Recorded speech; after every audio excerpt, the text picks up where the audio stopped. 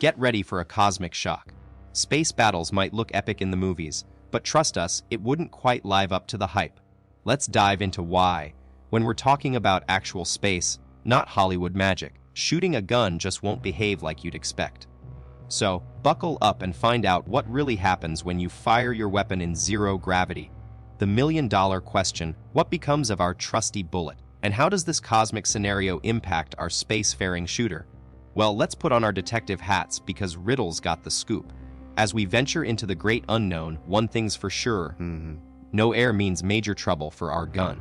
You see, oxygen isn't just essential for breathing, it also fuels the combustion process that makes your firearm go boom.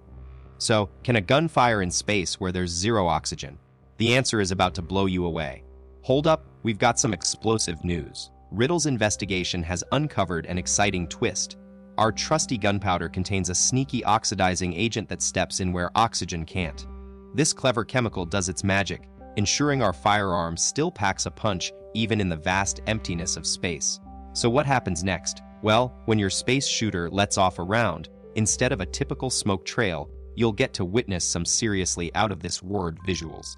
No pun intended. Get ready for some astronomical action. When our space shooter fires in zero gravity, the expelled gunpowder forms an awesome orb at the end of that sleek barrel. But here's where things get really quiet, literally. Since sound can't travel through space, you won't hear a peep from your cosmic blast. And what about that speedy bullet? On Earth, it would be slowed down by air resistance and start dropping like a rock due to gravity. In fact, after just 500 meters or about 1,640 feet, our rifle-fired bullet would already lose half its initial speed. Talk about a real-life slow-motion effect. Blast off to the moon, where gravity is just 1/6 of Earth's and there's no air resistance to slow you down. If we fire a gun on the lunar surface, our bullet could go from a gentle slope to a rocket ride. Without air getting in the way, it would soar up an estimated 12.5 kilometers, or nearly 8 miles high at a modest speed of about 500 meters per second. That's some serious altitude. But here's where things get really wild. If we're firing on the moon with its lower gravity and still no air resistance, our same bullet could travel an epic 75 kilometers or around 47 miles. Now let's step it up a notch with a powerful Kalashnikov rifle, which can fire its bullet at about 1 kilometer per second. That's nearly 0.6 miles per second. But hold up, that speedy Kalashnikov bullet still can't escape the moon's gravitational pull because it needs an orbiting velocity of about 1.68 kilometers or just over 1 mile per second to make it into space. But what if we fire a massive military cannon from a T-90 tank on the moon? Well, that powerful shell would become the moon's very own artificial satellite, cruising around in an orbit. Now imagine firing a bullet while hurtling through space, no air resistance, no gravity holding it back, just pure physics. What do you think would happen to that bullet then? But here's the amazing part. Without any air resistance or friction to slow it down, that bullet would just keep on moving indefinitely. The universe itself is expanding at a mind-blowing 73 kilometers or 45 miles per second. But sadly for our marksmanship skills, we haven't cracked the code to launch projectiles that fast yet. So go ahead and fire away into the Milky Way. Your bullets won't escape into deep space, they'll just keep going until something massive gets in their way. Now let's imagine our space shooter rolled. You'd think they'd be blasting off like rockets, right? But hold on, Newton's laws still apply out there. When that bullet fires, the same force sends our brave shooter moving in the opposite direction. But trust me, it's not a zero-gravity superhero moment. In the vacuum of space, this gentle nudge would only kick them along at about a centimeter or inch per second, totally unnoticeable as they'd be floating there, ready to take on more intergalactic targets. But before our space shooter gets too comfortable with their intergalactic aim, they should double-check that safety cable, because without it, returning to their spacecraft could be a real challenge. And here's another reason why shooting in space is not as cool as it sounds. There's the risk of an accidental self-hit. This is more likely when you're orbiting a planet. Picture this. Your bullet falls under gravity's pull, takes a wild ride around the planet, and eventually loops back to where it started, right on target, unfortunately aimed at our shooter. But wait, it gets even more intense.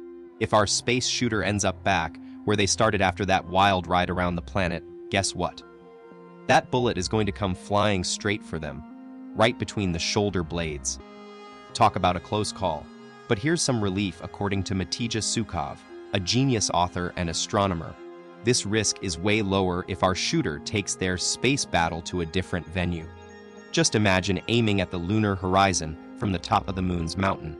The bullet will blast off into outer space at an astonishing 1,600 meters per second or 5,250 feet per second, before leaving them with a not-so-space-tastic souvenir, another bullet hole in their back. Before trading space blaster shots on the moon, let's get one thing straight. It's time to brush up on those Matrix-style bullet-dodging skills from Neo. But even if you're the next John Wick, there are some other things to consider. Automatic weapons come with a unique challenge that's not immediately apparent, like the fact that they were designed for Earth's atmosphere.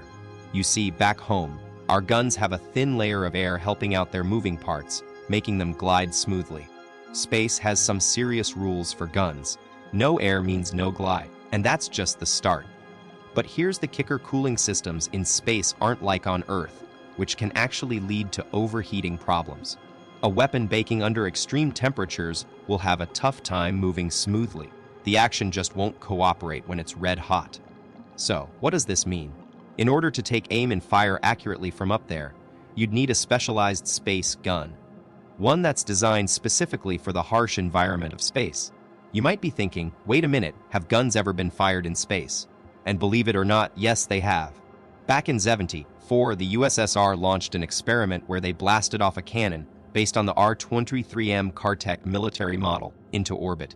This high-tech weapon was armed with a 23mm aircraft gun that had originally been developed for super-fast planes like the Tupolev Tu-22. Once in space, it let loose about 20 rounds, but unfortunately, these shots didn't make it far. They got incinerated while re-entering Earth's atmosphere.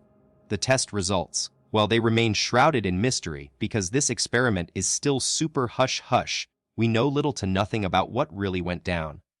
But here's the thing: it's possible that this wasn't an isolated incident. There could be many more space-based weapons tests out there waiting to be uncovered. Fast forward to recent times, you might remember hearing that there were even guns on board the International Space Station, or ISS, for a while. No, they weren't there to fend off any little green men from outer space. But instead, these arms were meant for a very real situation: if the space station ever had an emergency landing in a super hazardous location. Let's take a blast from the past to understand why those space arms on the ISS weren't so far-fetched. Back in '65, Soviet cosmonauts Alexei Leonov and Pavel Belyaev found themselves in an extreme survival situation. They were supposed to land safely near home, but instead crash-landed 620 miles off-course deep into Russia's dense, snow-covered taiga wilderness.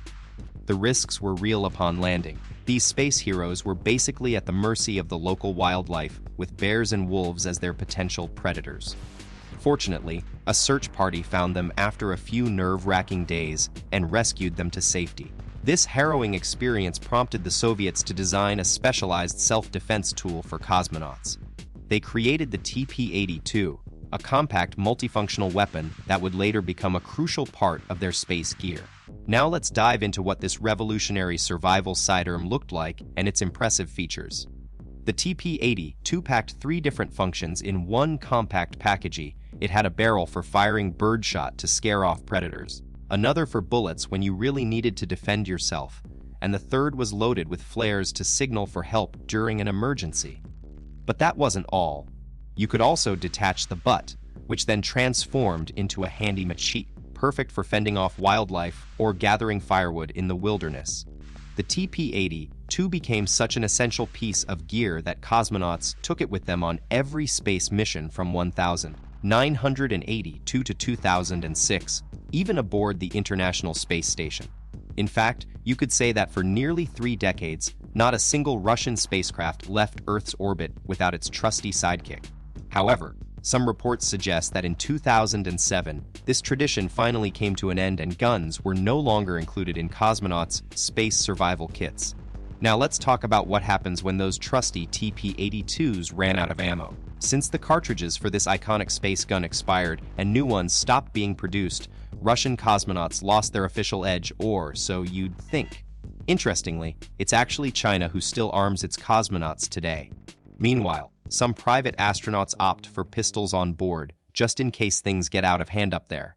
But here's the cool part: scientists and innovators aren't giving up on creating a one-of-a-kind space gun.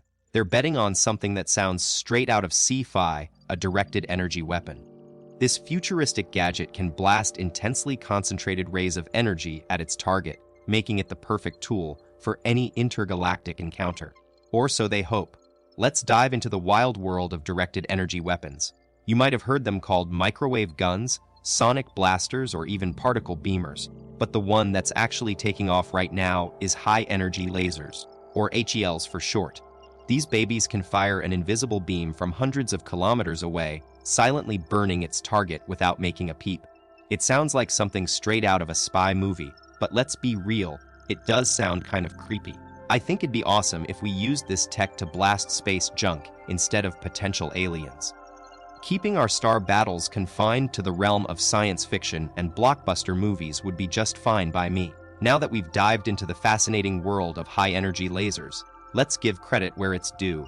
These sci-fi-worthy laser beams belong on the big screen, not in real-life battles.